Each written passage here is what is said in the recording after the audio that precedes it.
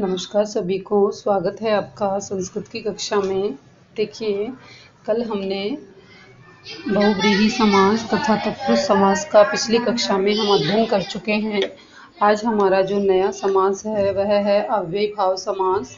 तो अव्ययी भाव समास देखिए, नाम से ही प्रतीत हो रहा है कि पहला पद इसमें क्या होगा, अव्यय। पहला पद इसमें क्या होगा, अव्यय। ये देखिए, नाम से ही प्रतीत हो रहा है पहला पद इसमें क्या होगा, अव्यय। पहला पद क्या होगा, अव्यय। अब अव्यय कितने हैं, और बस ये निश्चित अव्यय हैं जो कि हमारे कोर्स में हैं, ठीक है। इन्हीं को हमको याद करना है। वैसे तो संस्कृत भाषा में टोटल 22 अव्यय होते हैं, लेकिन जो निश्चित अव्यय हैं हम उन्हीं को याद करेंगे इस समास के लिए। तो देखिए, इसकी सबसे पहले हम परिभाषा पढ़ते हैं, ठीक है। अब परिभाषा के अंतर्गत क्या है कि देखिए, ये देखें, इस समास में पूर्व पद क्या होता है, अव्यय होता है, जैसे कि नाम से ही प्रतीत है। पहला पद क्या है, इसमें अव्यय है, ठीक है। अर्थात पहले इसमें पूर्व पद की प्रधानता होती है, पहला पद अव्यय होता है और उसी की प्रधानता होती है। अर्थात बनने वाले नए पद का निर्माण उसी के अनुसार होता है। और इस समास से युक्त जो पद होता है, इस समास से युक्त पद का प्रथम पद क्या होता है, उपसर्ग या अव्यय होगा। अतः अंत में नपुंसकलिंग का एकवचन होता है। अब देखिए, उपसर्ग या अव्यय एक ही बात है। उपसर्ग तो अपन हिंदी के अकॉर्डिंग मान लेंगे, लेकिन संस्कृत में हम इन्हें क्या बोलेंगे, अव्यय बोलेंगे, ठीक है। अव्यय को हम उपसर्ग भी बोल सकते हैं, ठीक है। अब सबसे पहला अव्यय हमारे पास में है उप। सबसे पहला अव्यय हमारे पास क्या है, उप है। ये देखो, सबसे पहला अव्यय कौन है, उप। उप का अर्थ होता है समीप, मतलब पास में। विभक्ति कौन सी होगी इसमें, षष्ठी विभक्ति। देखो, पास जाने के योग में षष्ठी विभक्ति होती है, जैसे रामस्य समीपम, राम के पास में। अब जैसे मान लीजिए उप है, उप का अर्थ होता है समीप, और समीप जाने के योग में समीपम में कौन सी विभक्ति होती है, षष्ठी विभक्ति। तो अपने पास में मान लीजिए उपरामम लिखा हुआ आ जाएगा एग्जाम में, तो उप को देख करके हम सबसे पहले इसका अर्थ क्या निकालेंगे, समीप। उप को देख करके सबसे पहले इसका अर्थ क्या निकालेंगे, समीप। अब इसमें कौन सी विभक्ति का प्रयोग होगा, षष्ठी विभक्ति का प्रयोग होगा, ठीक है। समझ में आ रहा है आपको, मैं आशा कर रही हूँ सभी को समझ में आ रहा होगा। अब देखिए, ऐसे ही उपासनम, ऐसे ही आसमस्य समीपम, आसमस्य समीपम।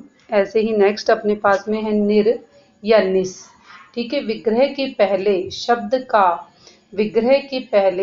का पहला अक्षर यदि क, ख या प, फ हो तो निर को निस आदेश हो जाता है। देखो क्या कह रहे हैं कि विग्रह के पहला जो अक्षर है उसके पहले शब्द का पहला अक्षर यदि क, ख या प, फ हो तो उसके निर के स्थान पर निश आदेश हो जाता है। अब देखिए भाई, इधर देखें एक बार, समझें इसे। निर का अर्थ क्या होता है, अभाव। निर का अर्थ क्या होता है, अभाव। क्या आता है, निर का अर्थ क्या होता है, अभाव, ठीक है। ऐसे ही इसमें कौन सी विभक्ति होगी, षष्ठी विभक्ति। और नेक्स्ट जो हमारे पास है वह है, देखिए, अब निर का अर्थ क्या होगा, निर का अर्थ क्या होगा, अभाव, ठीक है। अपने पास में मान लीजिए एक शब्द आ गया निर्जनम, ये आपके पास शब्द आ गया निर्जनम, ठीक है। अब ये जो र है ये यहाँ न लग करके यहाँ भी लग जाए तो एक ही बात है वो, ठीक है। ऐसे ही तो क्या बन जाएगा, जनानाम अभाव है, ठीक है। अब निर के योग में वही षष्ठी विभक्ति का प्रयोग होता है, क्योंकि हमने पढ़ लिया इसको, ठीक है। निर के योग में कौन सी विभक्ति का प्रयोग होता है, षष्ठी विभक्ति का प्रयोग होता है, ठीक। ऐसे ही अब क्या बन जाएगा, ये निष्फलम। तो क्या बन जाएगा, निश। तो मैंने आपको क्या बताया था, जहाँ पर प हो, क हो और फ हो, ये हो तो क्या बन जाता है, श बन जाता है ये, ठीक है। तो फलस्य अभाव है, क्या बन जाएगा ये, निष्फलम। ऐसे ही नेक्स्ट अपने पास में है अनु। अनु का अर्थ होता है योग्यता।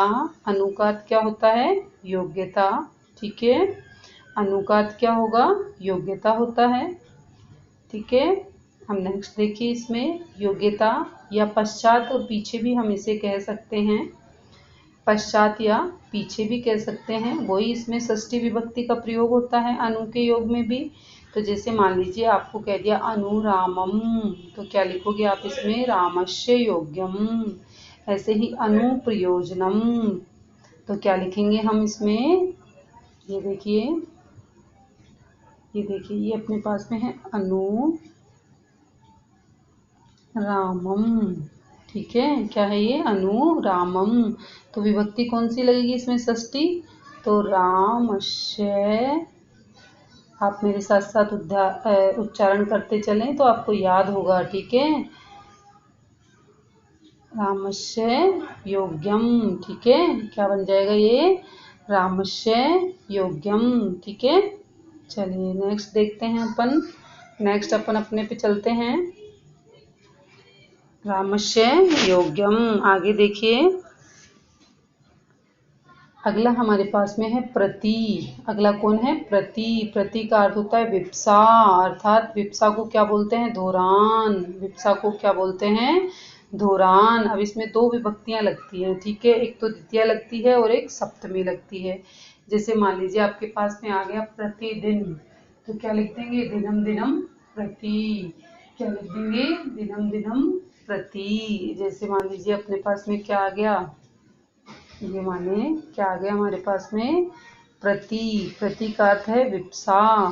तो ये कौन सी विभक्ति होगी इसमें, द्वितीय और सप्तमी। तो क्या बन जाएगा ये, प्रतिग्राहम का ग्राहम ग्राहम इति, ग्राहम ग्राहम इति। ठीक है, इसके आगे जो भी चीज है उसको हम कितनी बार लिख देंगे, 2 बार लिख देंगे। कोई घबराने की आवश्यकता नहीं है बेटा, ये बिल्कुल इजी है। ठीक है, ये कक्षा 6 से लेकर के 10 तक सभी छात्रों के काम में आएगा। तथा जैसे मान लीजिए कोई कॉम्पिटिटिव एग्जाम है, ये मान लीजिए संस्कृत में रीट का जो पेपर होगा आपका, आपके हिंदी से रिलेटेड समास, ये सारे आपके क्लियर होते जा रहे हैं। ठीक है बेटा, नेक्स्ट हम चलते हैं यथा। यथा का अर्थ होता है अनतिक्रम्य। यथा का अर्थ क्या होता है, अनतिक्रम्य, अर्थात पदार्थ नतिवृत्ति, उल्लंघनम न करके। पदार्थ नतिवृत्ति अर्थात उल्लंघन न करके, किसी चीज का उल्लंघन न करके। अब यथा को, यथा में किसका लेते हैं हम, पदार्थ नतिवृत्ति अर्थात उल्लंघन न करके, जैसा है वैसे का वैसा। इसमें कौन सी विभक्ति होगी, द्वितीय विभक्ति। तो क्या बनेगा, यथा बलम।